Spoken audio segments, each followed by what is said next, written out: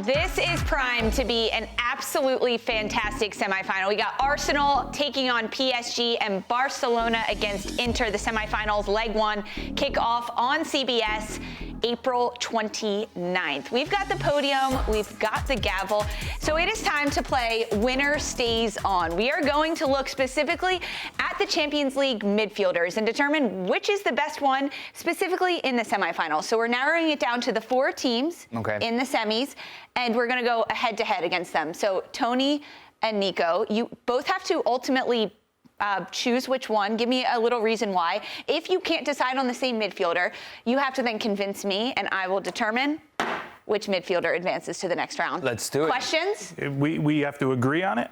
You don't have to agree. Okay. Then I'm the tiebreaker. All right. Oh, okay. But I'm down to deliberate, Tony. I'm not a combative type of guy. Let's roll. Lies. But if we agree, we move on. If we agree, All right, we move on. let's roll. Okay, let's start with our first pairing. For Arsenal, it's Thomas Partey, and for PSG, it is Fabián Ruiz. For me, Partey. Two different midfielders. Partey here for me as well. Why Partey for you? The way that Partey can dominate a game, I feel he's so under the radar still. And Fabián Ruiz is good the way that he drops back as well to be that first outlet. But I think he's more important to his team than Fabián Ruiz is. It breaks up a lot of plays. On top of that. All right, great. We're moving on. Congratulations, Fabián Ruiz. Now with Barcelona, Gavi. Partey or Gavi? Ooh, this one's hard. My eye goes to Gavi here because this is the type of midfielder that I like, right? Hard for me. I'm going to go Gavi. Ooh, I don't know. I like Partey here still. I think he's got experience. He's good on the ball. He's like, if I would take, who would I take on my team? I would take Partey. For me, I'd take Gavi. I mean, Gavi's been injured a lot throughout this Champions League. Right. So he hasn't played as much. I'm going to go with Partey.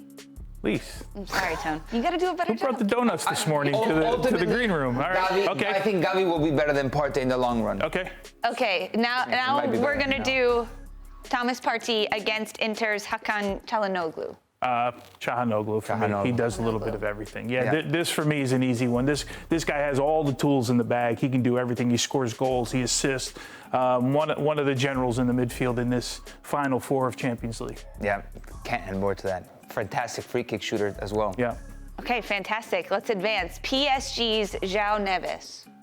Oof. Hakan for me. Yeah, still. Hakan still for me. I like him though. Good with the ball. I like him, but Çalhanoğlu for me. How does he have the edge? Because again, he's got everything. He's got all ranges of passing. He tackles. He's got the most tackles in Champions League. Yeah. But that's his strongest suit. He's extremely well-rounded. Hakan Çalhanoğlu. Okay. Like, if I'm thinking, like, who would I pick in a draft? Like, I'm picking Hakan Çalhanoğlu first on my team. So the judge is arguing when we agree here. I don't understand. Yeah. Go ahead. So who did you pick, Judge? Hakan. We're going to advance with Hakan. Okay, now we're going with Barcelona's Frenkie de Jong. Ooh, he's been really good this season, Frenkie de Jong. I think Hakan Çalhanoğlu has had more seasons at the very top level than Frenkie de Jong, but this one's tough. I'm still Çalhanoğlu here. I can't get it. I like Frenkie de Jong as well. I just think he just does too much for Inter. I don't know who's coming down the road here, but I like de Jong, very good. Has grown into this Barcelona side over the last season and a half. Yeah.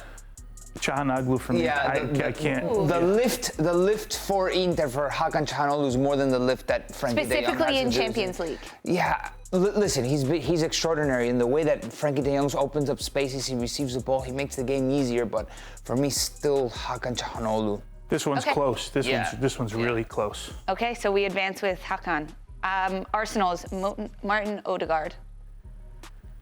Well, two different midfielders. One guy that's in the attack a little bit more creative. I think this is an eye test. We're not talking looks here, Tony. It's skills on the field. I know, I get it. Two handsome men, but they do two different things. I like Ødegaard and what he brings to Arsenal. And if I'm going to stick with the theme that I have more of an affinity for I'll call it the more attack-minded players, here I might go Ødegaard. But Really? This is tough right here. Here's my question. If Ødegaard has an off night, Arsenal can still win. It'll be difficult. If It's a good point. Hakan Çalhanoğlu has an off night, it feels like a lot more of the system collapses. Yeah, he has one safety net, and that's Barella, who I'm assuming at some point is going to show up somewhere in this conversation. That would be the counter argument. That's Okay, all. do we want to go Ødegaard then? I'm okay with going Ødegaard. Yeah, Çalhanoğlu, but I mean, I'm going to go Ødegaard okay, here. I'll Ødegaard? go, I'll Okay, go we Ødegaard advance for Tony. with That wasn't a beauty Ødegaard. contest, Judge. That was a playing style contest. Get it. Okay. Well, you keyed it up, though. Now we've got Nicolò Barella. Barella. Yeah, Barella is becoming world class. I mean, Wow. he is world class. You can drop him out of a helicopter and put him in any game in the world, and Barella doesn't look out of place. Why are you dropping him out of a helicopter? It's just a saying, Nico. Impressive over We can place him on any Good, like, field. landing. Okay. I think people knew what I was talking about. Okay, so Barella now against Vitinha. Oh my gosh, this is the killer. I was when we said this is the one I was hoping, because Nico, you know how much I've been in love with Vitinha, as much as I have no pick in this one. Nico, No, you You have to. this is our. If I go Vitinha, I feel like that's disrespecting Barella so much. Yeah, that's the reason. I'm going to go with the older. I'm going with the older guard. The guy's been around for a little while longer. I'm going with Barella here, but this one kills me. When we said yesterday we're doing this, this is the matchup that kills. I was hoping they were in the finals, so at least. But yeah, I'm going Barella for no other reason other than he's a little bit older. Nico?